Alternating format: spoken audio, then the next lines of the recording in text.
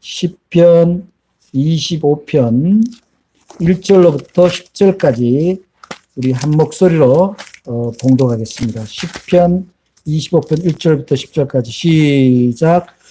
여호와여, 나의 영혼이 주를 우러러 보나이다. 나의 하나님이여, 내가 주께 의지하였사오니 나를 부끄럽지 않게 하시고 나의 원수들이 나를 이겨 개가를 부르지 못하게 하소서. 주를 바라는 자들은 수치를 당하지 아니하려니와 까닭 없이 속이는 자들은 수치를 당하리이다. 여호와여, 주의 도를 내게 보이시고 주의 길을 내게 가르치소서. 주의 진리로 나를 지도하시고 교훈하소서. 주는 내 구원의 하나님이시니 내가 종일 주를 기다리나이다. 여호와여, 주의 긍휼하심과 인자하심이 영원부터 있었사오니 주여 이것들을 기억하옵소서. 여호와여, 내 젊은 시절의 죄와 허물을 기억하지 마시고 주의 인자하심을 따라 주께서 저를 기억하시되 주의 선하심으로 하옵소서. 여호와는 선하시고 정직하시니 그러므로 그의 도도 죄인들을 교훈하시리로다. 온유한 자를 정의로 지도하시며 온유한 자에게 그의 도를 가르치시리로다. 여호와의 모든 길은 그의 언약과 증거를 지키는 자에게 인자와 진리로다. 아멘.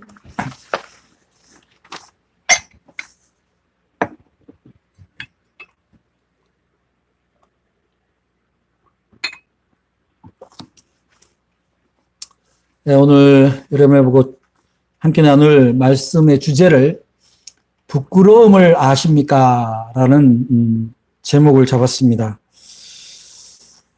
부끄러움을 아는 사람이 좋은 사람일까요? 부끄러움을 모르는 사람이 좋은 사람일까요? 그건 아마 대답하기 그렇게 어렵지 않을 거예요. 부끄러움을 알아야죠. 사람이 자기가 부끄러운 걸 알아야지. 부끄러운 게 있는데도 부끄러운 걸 모르면 그건 이상하잖아요. 나는 부끄러울 게 하나도 없어. 그렇게 얘기할 수 있는 사람이 우리 주변에 몇 분이나 계실까요? 많지 않을 거예요. 나는 하늘 우러러 한 점 부끄러움이 없다. 그렇게 얘기하기가 쉽지가 않습니다. 그래서 부끄러움이 있는 것이 어떻게 보면 좀 정상적이지 않느냐. 그렇게 생각이 될 수도 있습니다. 또 자기가 알든 모르든 사람은 다 얼마만큼의 부끄러운 부분을 가지고 살아갑니다. 완전한 사람은 없으니까요. 마치 그런 우리 몸에 보면 우리가 우리한테 좋은 균만 우리 몸에 있는 게 아니라 우리한테益균과 해균이 있잖아요. 우리 몸에. 그러니까益균만 있지는 않아요. 우리 몸에 해균도 있습니다. 그런 것처럼 우리에게 모든 것이 정당하게만 있지는 않을 거라는 거죠. 그래서 이 부끄러움을 모르는 것이 때로는 문제가 됩니다. 그리고 부끄러움을 모르는 것도 문제가 되고 엉뚱한 걸 부끄러워하는 사람이 있어요. 부끄러워해야 될 거는 안 부끄러워하고 부끄러워하지 않아도 되거든. 오히려 자랑스러운 걸 부끄러워하는 사람이 있어요. 가령 밥 먹을 때 일반 식당에 가서 밥 먹을 때 기도를 하는 거를 부끄러워한다든지 그럴 필요가 없잖아요.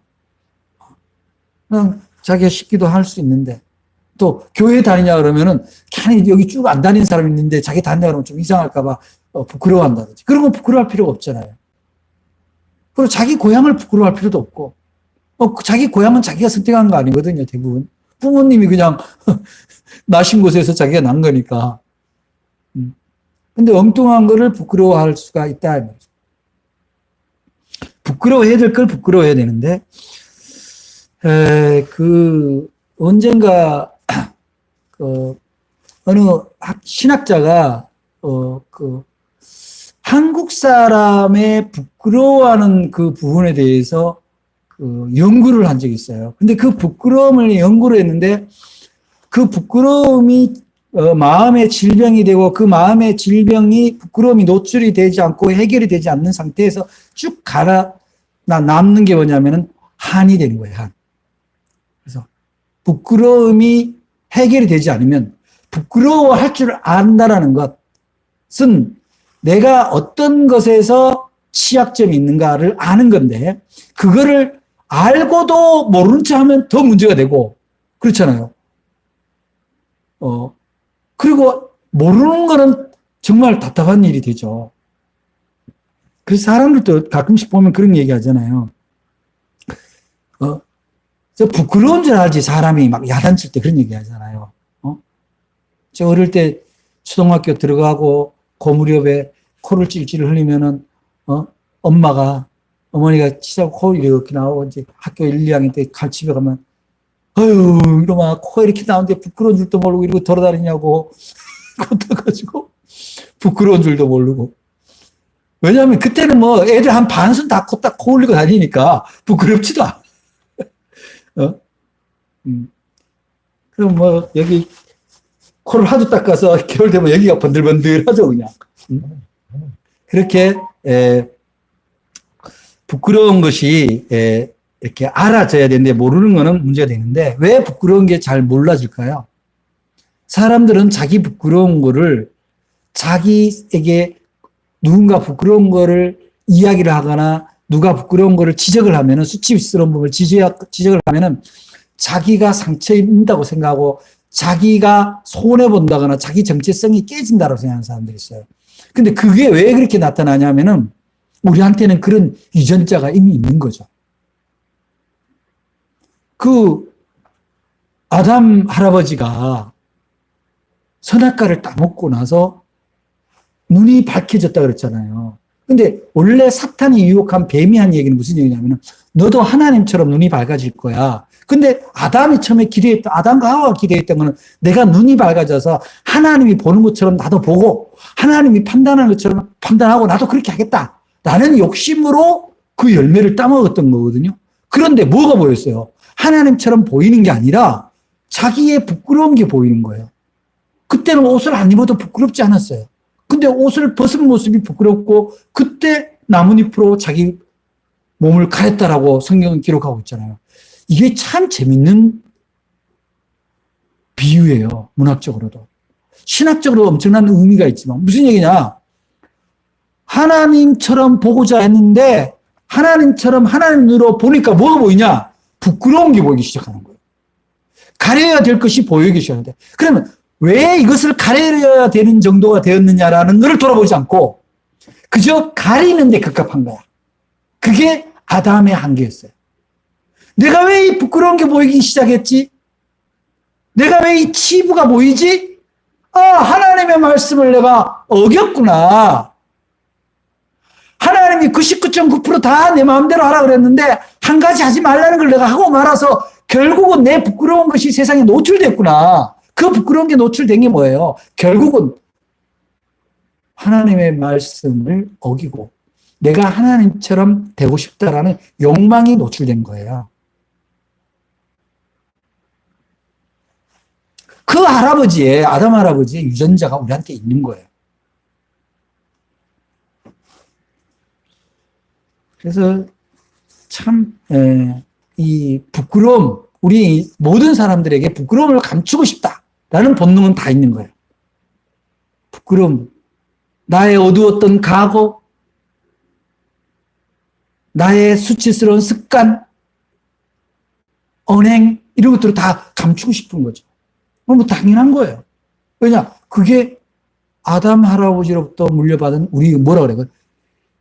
원죄의 유전자잖아요. 그거는 모든 사람에게 다 있거든요. 그 부끄러워하는 것이 잘못이 아니에요.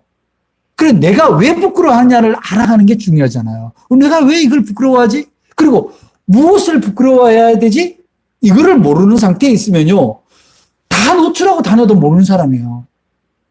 그렇잖아요. 정신줄을 놓은 사람들이 우리 어릴 때 보면은 그냥 다 벗고 다니는 사람들이 있었거든요. 그게 모르는 거예요, 그게. 그리고 사람들 중에 보면은 이렇게 대화할 때 막 육두문자, 쌍욕을 하는 사람들 있잖아요. 부끄러운 줄은 모르는 거예요. 그게 마치 자기 뭐 힘의 가시, 뭐 자기 특수성의 가시, 그걸 마치 빨가벗고 돌아다니는 거와 똑같은 거거든요, 사실은. 그런, 쌍욕을 하고 이런 사람들. 그래서 부끄러움은 왜 생깁니까? 우리가 방금 말씀드린 대로 부끄러움이란 거는 자기가 부끄러운 존재가 존재라는 걸 가리고 싶은 욕망이 있는 거예요. 그 부끄러움의 존재라는 걸 가리고 싶다라는 건 뭐예요? 자기가 완전하다라는 거 보기 싶은 거죠. 자기가 완전하다라는 것을 보여주기 위한 마음이 뭐예요? 완전한 분은 누구예요? 한 분밖에 안 계셔요. 하나님. 어떻게 내가 하나님처럼 완전해질 수가 있냐고. 그래서 어리석음이 부끄러움을 가리는 거예요.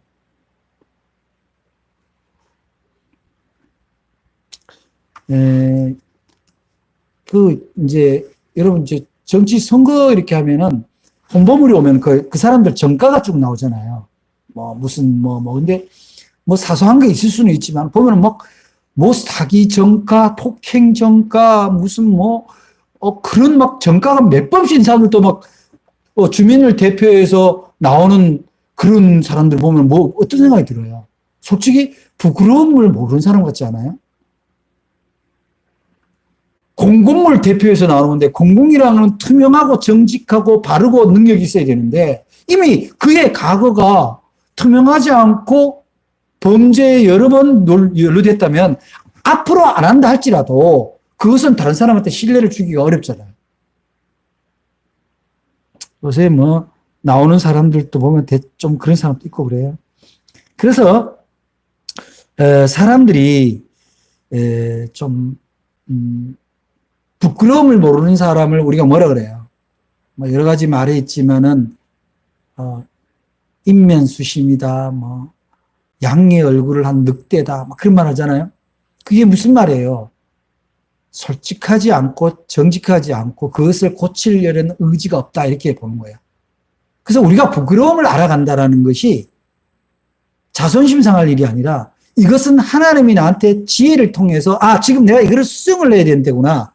내가 이것을 기도를 통해서 하나님을 통해서 나를 고쳐가는 순간이구나. 그리스도의 완전에 이르러가는 과정에 발견된 하나의 나의 삶의 어떤 잘못된 부분, 질병의 부분을 고쳐야 되는 때구나. 이렇게 생각을 하는 것이 부끄러움을 깨닫는 은혜가 되는 거잖아요. 어떤 심리학자가 이렇게 사람들이 부끄러움을 느낄 때마다 부정적인 심령이 생긴다고 하는데 그 첫째는 뭐냐면은 왜 감추고 싶은 거냐는 걸 우리가 한번 보자고요. 첫째가 죄책감이라는 거예요. 이게 부끄러운 일을 하는 사람들은 그거를 얘기하는 순간에 자기 죄책감이 생기기 때문에 감추고 싶은 마음. 그 다음에 또 하나는 그것이 노출되는 순간에 무기력해져요. 자기 자신이 사회적으로. 그 다음에 근데 무기력해진다는 건 뭐예요? 다시 다른 일을 하기가 어려워지는 거죠.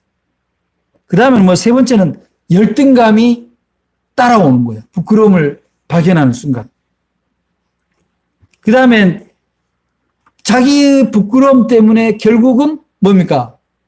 말하자면은, 다른 사람들하고 어울리지를 못하게 되는 거예요. 어울리지를 못하니까 스스로가 자기를 소외시키고 우울감에 빠지게 되는 거죠.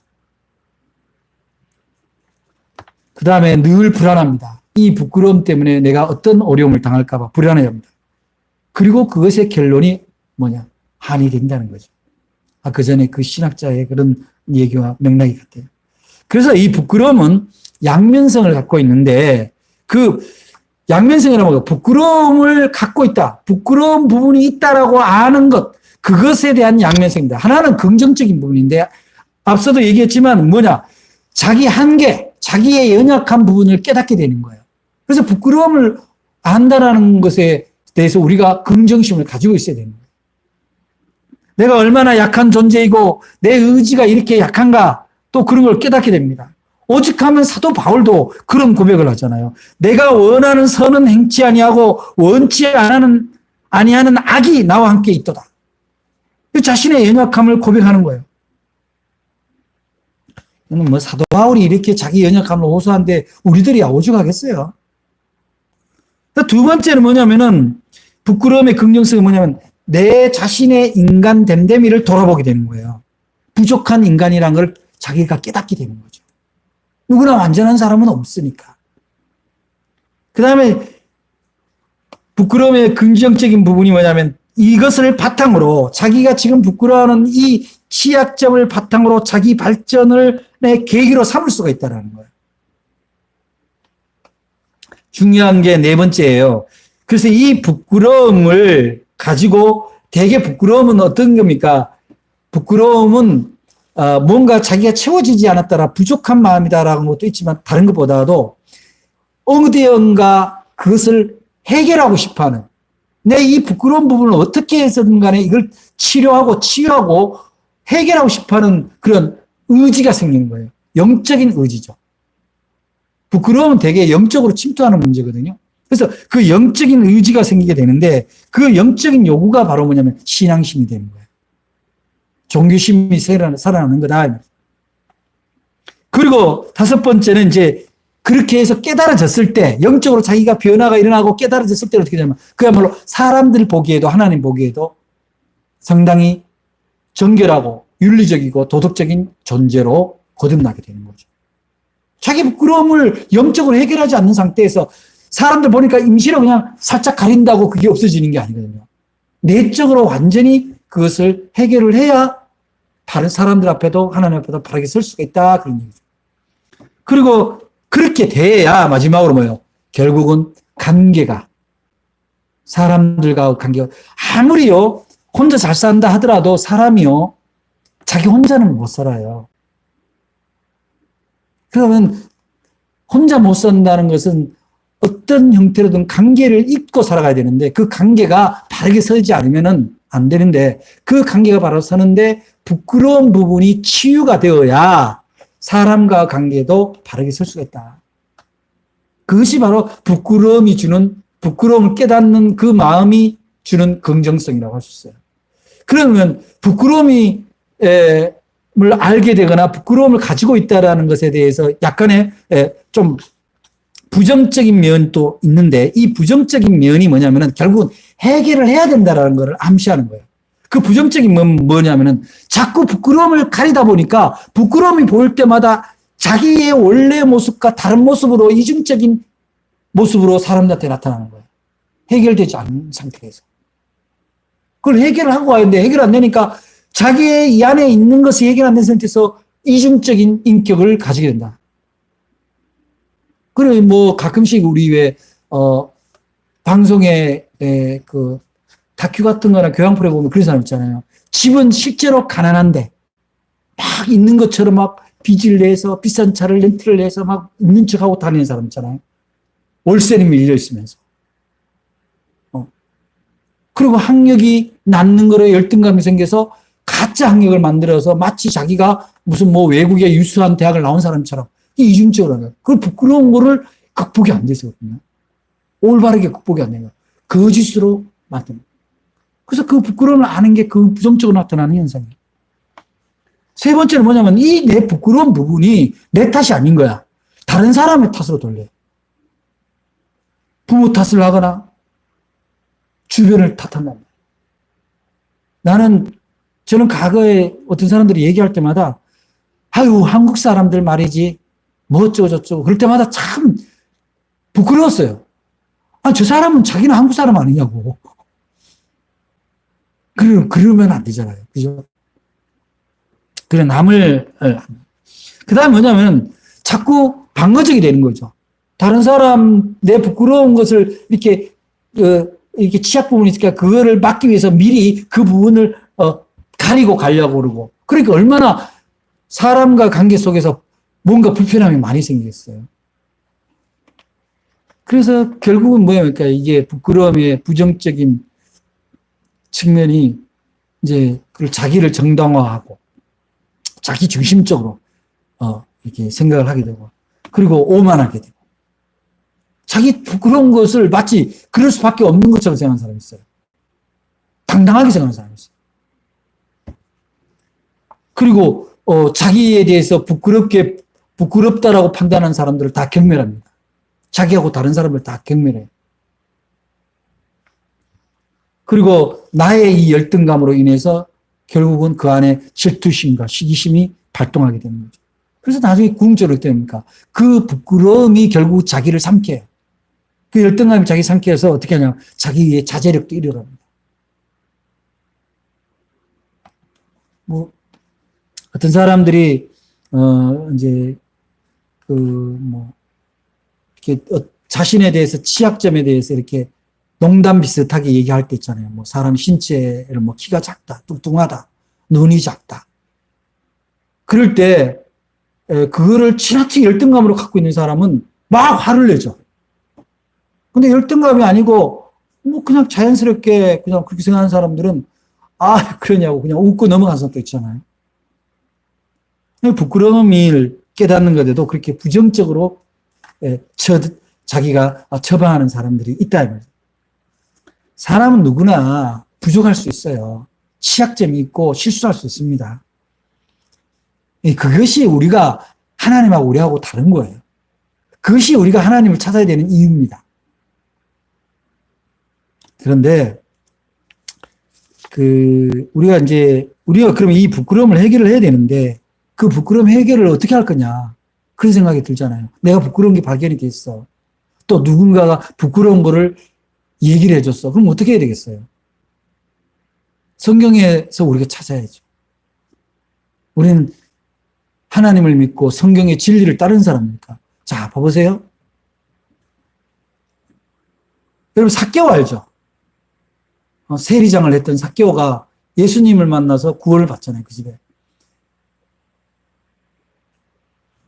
사람들이 삭개오 가장 취약점은 뭐냐면은 그 성경도 나왔지만 우선은 용모가 별로야. 키도 작고 용모도 별로야. 거기다가 유대인이면서 유대인에서 세금을 걷어가지고 로마 식민지 정부에다 갖다 바치고 지도 떼먹고. 그래서 모든 유대인들이 그 사람을 죄인으로 보는 거예요. 그러니까 자기 정체성은 유대인인데 자기 동족으로부터 죄인으로 받는 거야. 얼마나 부끄러워요. 그게 괴로운 거예요. 그 돈이 생겨도 괴로운 거예요. 직책이 있어도 괴로운 거예요. 만약에 우리가 아까 전에 얘기한 대로 삭개오가 아까 그 부정적인 방법, 막 자기 방어적이 되고 다른 사람 원망하고 심판하고 그래서 자기가 세무서장이라는 권력으로 계속 괴롭히고 아마 그렇게 했다면 나중에는 자제력을 잃었을 거예요. 그런데 삭개오는 어떻게 했어요? 자기가 해결할 수 없다는 걸 깨달은 거예요. 이 부끄러운 내면의 부분을 사람이 해결할 수 없다는 걸 깨달은 거예요. 그래서 예수님을 찾은 거예요. 굉장히 중요한 부분입니다. 예수님이 삭개오 집에 갔는데 이제 이 집에 구원이 이루어졌다라고 선포를 했을 때 그 구원은 뭡니까? 바로 삭개오가 부끄러워하는 부분이 치유가 해결이 되었다라는 거예요.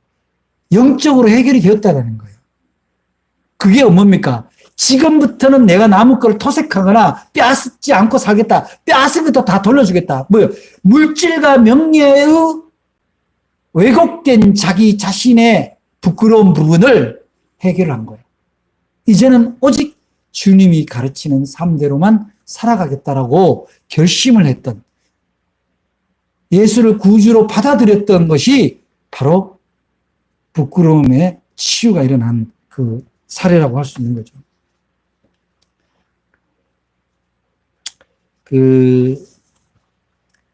수도원 이야기가 이제 가끔씩 예화로 많이 쓰는데요.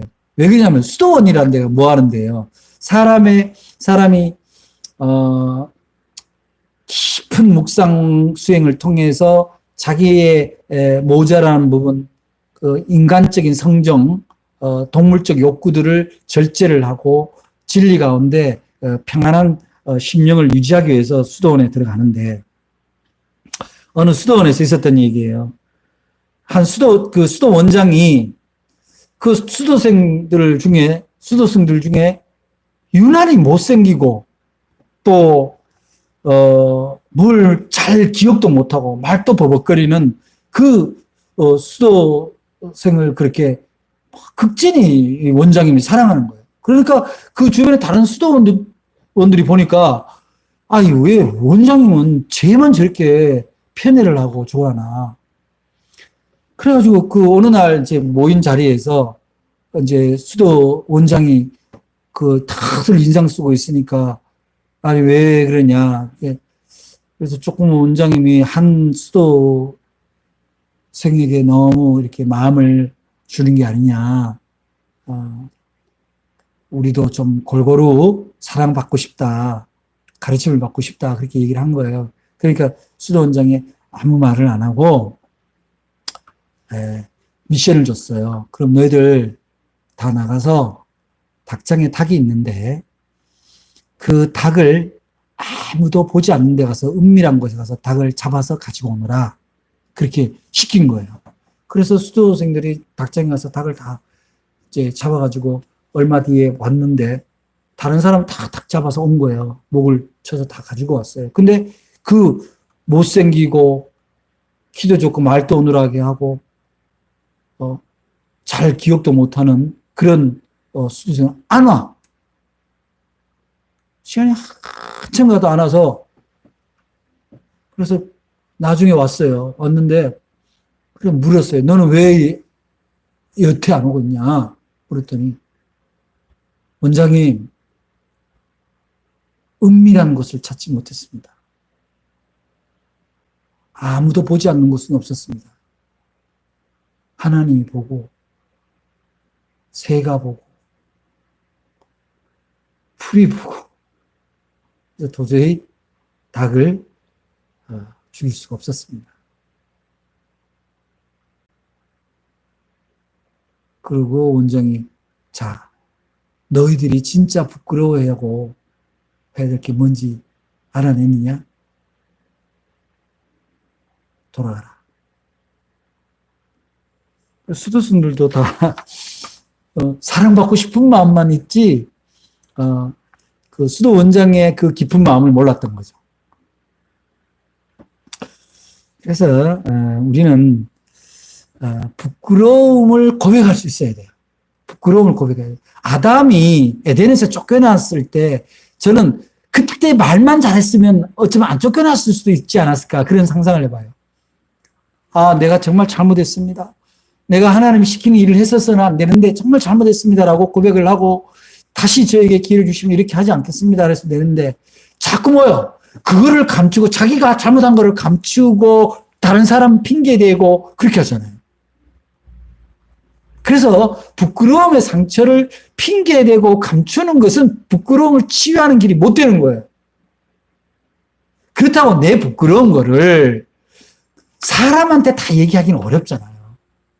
물론 사람을 통해서도 치유합니다. 상담 치료도 있고 뭐 있지만 또 뭐 돌리게는 고해성사라 그래서 하나님 대신 신부가 뭐 자기 고백을 들어주고 용서해주고 그런 어떤 제도적인 모습이 있지만 결정적인 거는 결국 삭개오가 주님 앞에 나아가서 자기를 구원을 요청하고 자기의 부끄러운 부분을 해결을 하고자 했던 것처럼 결국 주님 앞으로 다가오는 수밖에 없다.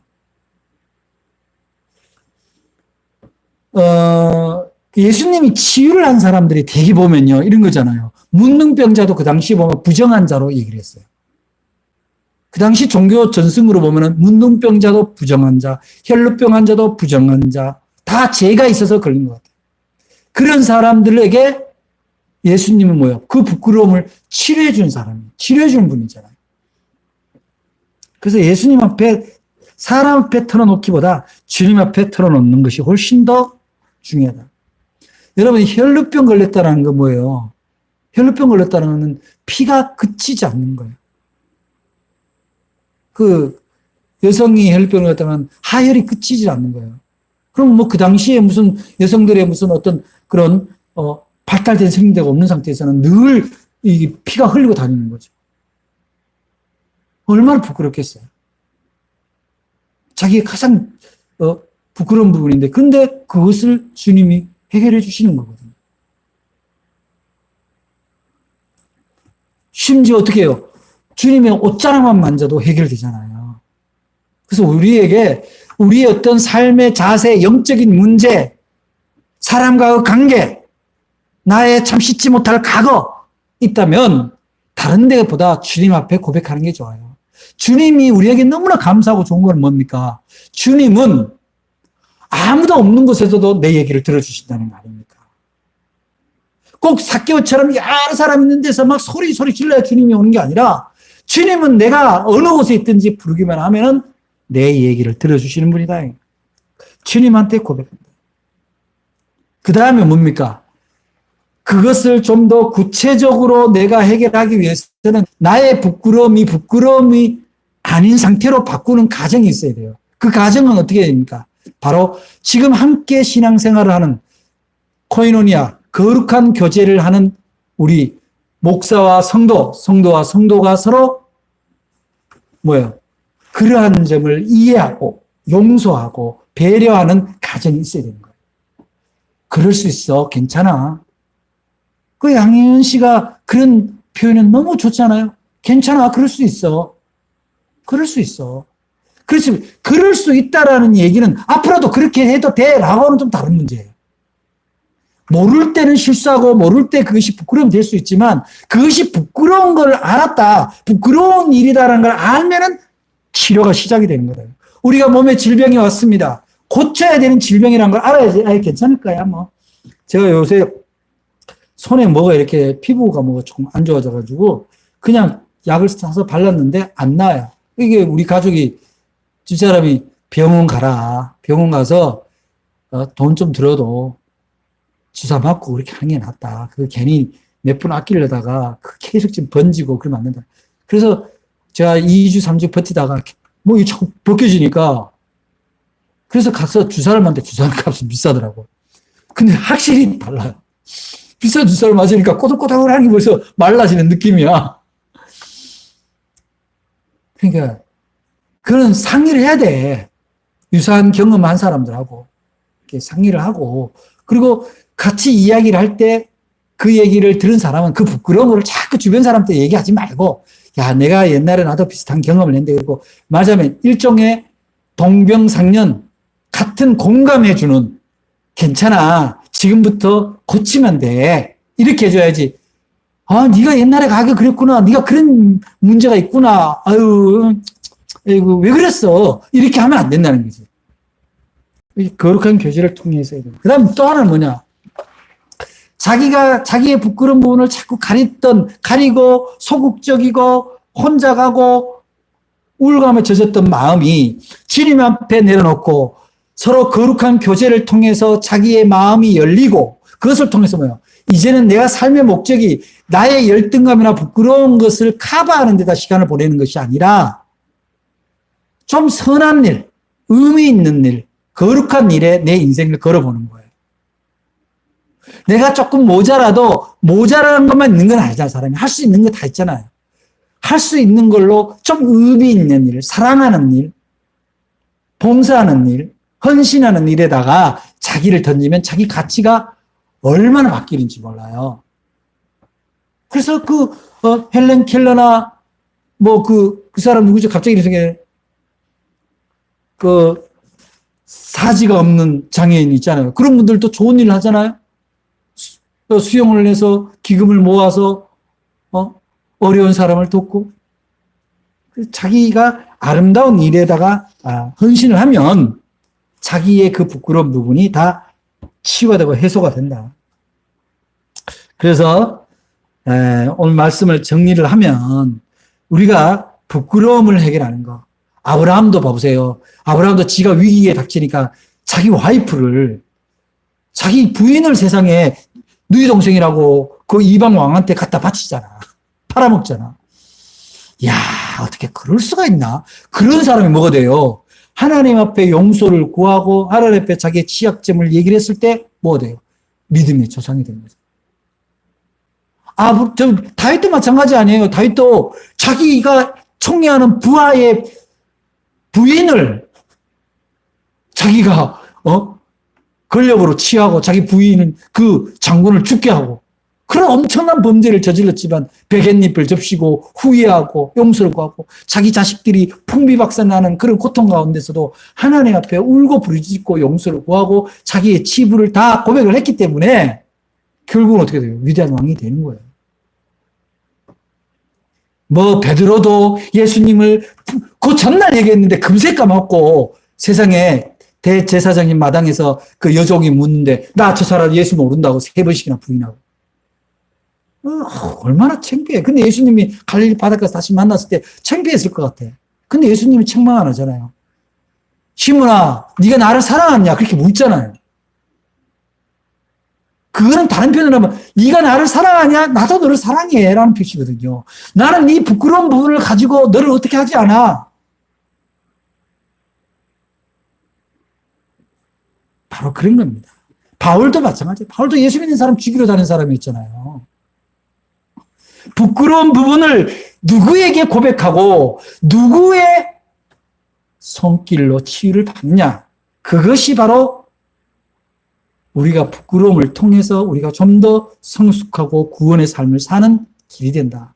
부끄러움이 없는 인간은 위험한 인간이에요. 부끄러움을 모르는 인간은 더 위험합니다. 하나님은 그 부끄러움을 고백하는 사람, 부끄러움을 하나님이 취해 주는 것을 원하는 사람, 그 사람을 통해서 하나님은 영광 받기를 원하시는 거죠. 여러분, 여러분에게 있는 부끄러움이 있습니까? 두려워하지 마시기 바랍니다. 여러분에게 어떤 문제가 있습니까? 두려워하지 마시고 부끄러워하지 마시기 바랍니다. 부끄러움이 없는 사람이 되는 것이 중요한 게 아니라 부끄러움을 고백할 수 있고 부끄러움을 주님과 더불어 해소할 수 있는 그 믿음이 중요한 거예요. 그러면 하나님은 그 부끄러움을 오히려 그 사람 인생의 놀라운 발전에 도약의 자양분으로 삼아 주시는 분이 하나님이시라는 거예요. 사람이 여러분의 부끄러움을 해소할 수 있습니까? 없습니다. 여러분 깊은 심중에 있었던 부끄러운 과거, 아픔, 눈물을 해소할 수 있습니까? 없습니다. 이제 주님만이, 하나님만이 우리의 허물을 다 이해하시고 용서하시고 새롭게 해주시는 분임을 믿으시고 여러분의 부끄러움을 느끼는 순간 주님을 찾으시기를 주의 이름으로 간절히 부탁을 드립니다. 우리는 그것을 위해서 우리의 신앙이 필요한 거예요. 우리의 부끄러운 부분이 발견될 때마다 그것을 치유해 주시는 하나님이 계시다는 사실. 그것만으로도 우리는 얼마든지 은총받은 존재라는 것을 깨달을 수 있다는 겁니다. 사랑하는 여러분, 이제 여러분들은 부끄러움을 아는 사람이자 부끄러움을 치유하는 그 당사자가 될 수 있기를 주님의 이름으로 간절히 축복합니다. 기도하겠습니다. 사랑의 하나님 감사합니다.